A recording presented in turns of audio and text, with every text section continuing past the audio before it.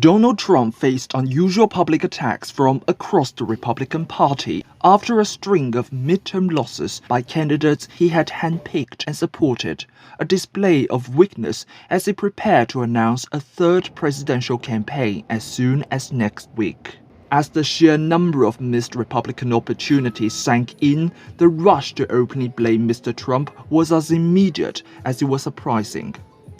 Conservative allies criticized Mr. Trump on social media and cable news, questioning whether he should continue as the party's leader and pointing to his toxic political brand as the common thread woven through 3 consecutive lackluster election cycles. Currently, where we are here in 2022, definitely gives you the feeling that America is not changing for the better, that there is a desire by a large group of people to take America back to a different time, a different place. Trump was seen as largely to blame for the Republicans' underwhelming finish in Tuesday's elections, as a number of candidates that he endorsed in competitive races were defeated, including nominees for governor and Senate in Pennsylvania and for governor of Michigan, New York, and Wisconsin. In 36 House races that Cook Political Report rated as toss-ups, Mr. Trump endorsed just 5 Republicans. Each one of them lost.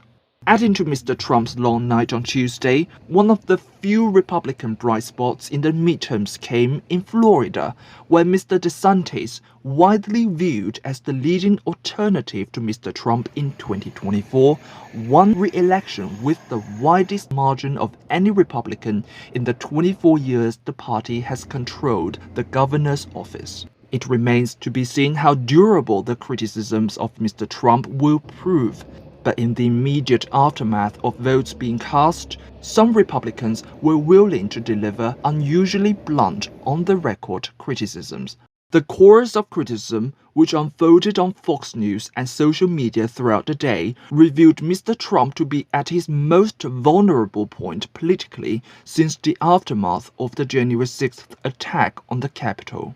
Still, Mr. Trump has built a deep well of loyalty with Republican voters, and party officials cautioned that it was too soon to tell whether he would suffer any lasting political damage beyond a flurry of bad headlines. The society now seems to have been taken from them. And I think they are correct in the sense that the society is changing. It's been changing for decades. They cannot exert the control that they did on it before. They see their communities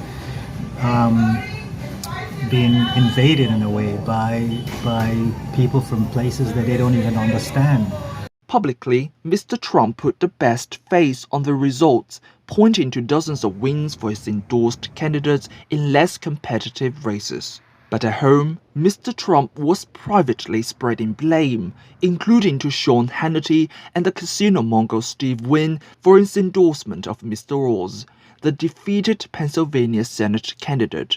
He included his wife Melania among those he complained had offered poor advice. Among Republican operatives who have been open to working with another Trump presidential campaign, a handful said they were reconsidering. Trump, however, has been teasing rally crowds for weeks with hints of another presidential bid, one that was meant to capitalize on the momentum gained by what he repeatedly predicted would be a towering Republican victory. Instead, the party fared far more poorly than he had expected, though it remains within reach of control of one House of Congress. When you hear some of the projections, it doesn't look good. For Wednesday morning does not look like a good place to wake up in. Actually, it reminds me of waking up in 2016. From the International Desk, this is Wu, China America Radio.